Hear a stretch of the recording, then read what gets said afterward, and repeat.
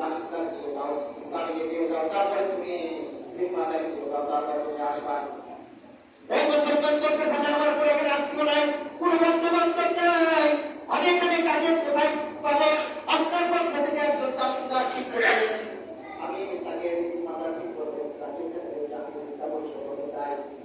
এবার বলতেছে তোমার এই দায়িত্ব কেউ নেবে না, আপনি মার্ডার কেসের আসামির কথা বলেন, মার্ডার কেসের আসামিকে কেউ বিশ্বাস করতে চায় না।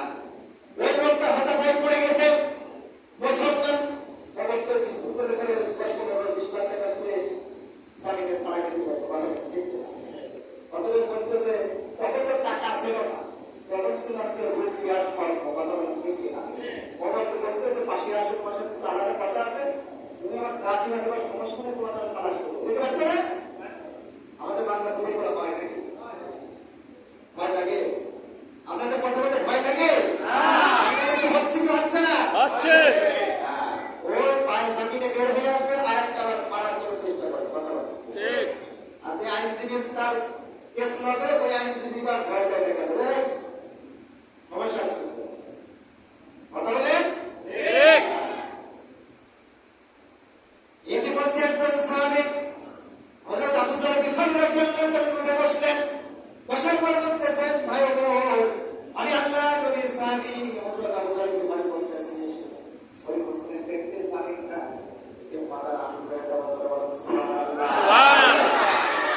মানুষ হয়তো ভাববে মানুষ জেনে না, জানে না, শোনে না, কোথায় বাসা তাও জানে না, তার বংশগত জায়গা তাও জানে না।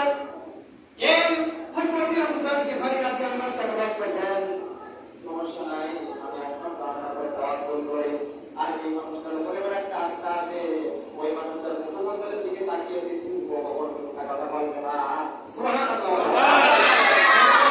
দিকে জবান করে মাকে বললেন, মা আমি আমার মানুষটাকে ওনাকে খিদমত হত্যা করে ফেলেছি। মা বললেন যে হত্যা এই বিচারের দায়িত্ব নিয়েছে কে? বলতেছেন তুমি